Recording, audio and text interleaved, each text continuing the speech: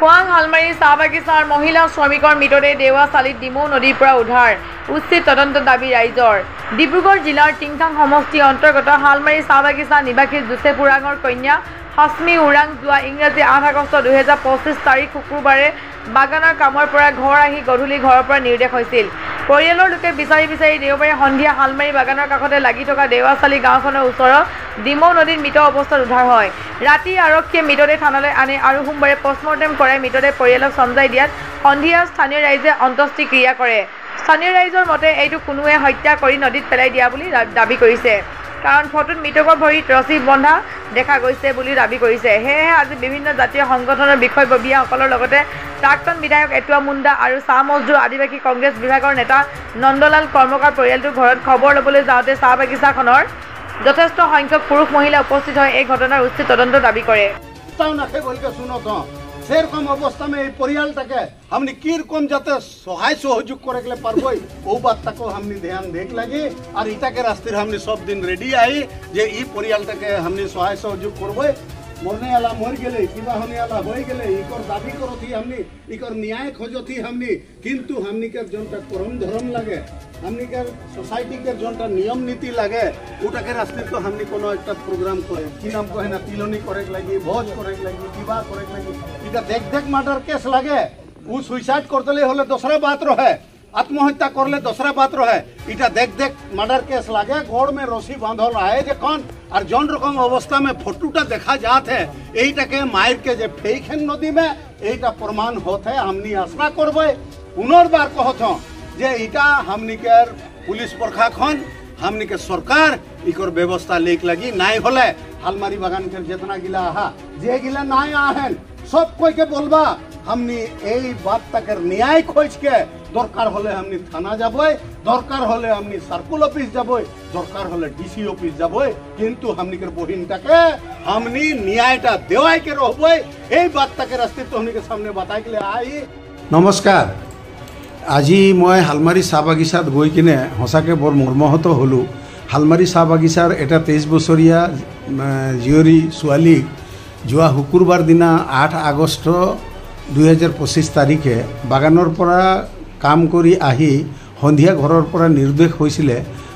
এই গৃহস্থই সন্ধিয়া বিচাৰ খোচাৰ কৰি তেওঁক ক'তো নেপালে। নেক্সট দিনাও তেনেকুৱা ধৰণৰে খা খবৰ লৈ বিভিন্নজনৰ তাত কোনো ৰকমৰ খবৰ নেপালে, কিন্তু দেওবাৰ দিনাখন সন্ধিয়া ডেড বডিটো দেৱাচালি গাঁৱৰ কাষতে থকা ডিমৌ নদীত উপঙি থকা অৱস্থাত ৰাইজে দেখি ডেড বডিটো উদ্ধাৰ কৰা হ'ল আৰু ডেড বডিটো থানাত খবৰ দিওঁতে থানাই আহি লৈ গৈ সোমবাৰে পোষ্টমৰ্টেম কৰাই আনি এইটো সোমবাৰে গৃহস্থক চমজাই দিলে। গৃহস্থই স্থানীয় ৰাইজৰ সহযোগত অন্ত্যেষ্টিক্ৰিয়া কৰা হ'ল। এই খবৰ পাই আজি মই আৰু মোৰ লগত অসম চাহ মজদুৰ আদিবাসী কংগ্ৰেছৰ নেতা নন্দলাল কৰ্মকাৰ ডাঙৰীয়া, আছাৰ বিভিন্নজন বিষয়ববীয়া, আটছাৰ বিষয়ববীয়াসকল আৰু বাগিচাখনৰে চাহ মজদুৰ সংঘৰ বাগিচা ইউনিটৰ ছেক্ৰেটাৰী প্ৰেছিডেণ্ট উপস্থিতিত আমি গৃহস্থৰ ঘৰত খবৰ ল'বলৈ যাওঁতে আমাক দেখি স্থানীয় ৰাইজ প্ৰায় 500মান ৰাইজ গোট খালে আৰু তেওঁলোকৰ এটাই দাবী, তেওঁলোকে ক'ব বিচাৰে যে এইটো ডেড বডিটো উদ্ধাৰ হোৱাৰ সময়ত বিভিন্নজনে ফটো তুলি ৰখা ফটোবিলাকৰ পৰা বুজিব পৰা গৈছে, ফটোটো চাই দেখিব পৰা গৈছে যে ছোৱালীজনীৰ ভৰিত ৰছী বন্ধা আছে, মুখটো থেথেলি কৰি মেলি ভাঙি দিয়া হেৰিটো দৃশ্যটো দেখিবলৈ পোৱা গৈছে। ৰাইজৰ সন্দেহ হৈছে এইটো কোনো ৰকমৰ আত্মহত্যা নহয়, এইটো হত্যা কৰিহে কোনোবাই পেলাই দিছে। তেনেকুৱা অৱস্থাত পুলিচ থানা আৰু এই তাত সমজিলা অধিকাৰীসকল আছে, তেওঁলোকক বিভিন্ন সংগঠন চামজদুৰ সংঘই দাবী জনাইছিলে, সিদিনাখন গৈ কিনে এজাহাৰ দিলে আৰু আজি তাৰিখত তেওঁলোকে কোনো পদক্ষেপ নোলোৱাৰ কাৰণে ৰাইজ ক্ষোভিত হৈ আছে আৰু ৰাইজৰ দাবী যে অতি শীঘ্ৰে দোষীক কৰায়স্ত কৰিব লাগে আৰু শাস্তি বিহিব লাগে বিধিমতে। আৰু ময়ো আজি দেখি যিটো গম পালোঁ, যিহেতুকে সেইটো মোৰ জন্মস্থান হয় হালমাৰী চাহ বাগিচা আৰু তাত গৈ কিনে মই যি পৰিৱেশ দেখিলোঁ মই মৰ্মাহত হৈছোঁ এনেকুৱা ঘটনাৰ পৰা। আমাৰ চাহ জনগোষ্ঠী আদিবাসীসকলৰেই নহয় সমগ্ৰ অসমৰ নাৰী সমাজ আজি সুৰক্ষিত নহয়। সেইটো কাৰণে চৰকাৰক দাবী জনাম আপোনালোকে বেটি বচাও বেটি পঢ়াওৰ কথা কয়, কিন্তু নাৰীসকলৰ সুৰক্ষা আজি তেওঁলোকে পোৱা নাই। সেইটো কাৰণে সুৰক্ষাৰ ব্যৱস্থা কৰিব লাগে আৰু এই ঘটনাটোৰ এক উচিত তদন্ত কৰিবলৈ মই DC ডাঙৰীয়াক, SP ডাঙৰীয়াক আৰু পুলিচ প্ৰশাসনৰ বিষয়ববীয়াসকলক দাবী জনাইছোঁ। প্ৰাক্তন বিধায়ক হিচাপে আৰু আশা কৰিম শীঘ্ৰে এই দোষীক কৰায়ত্ব কৰি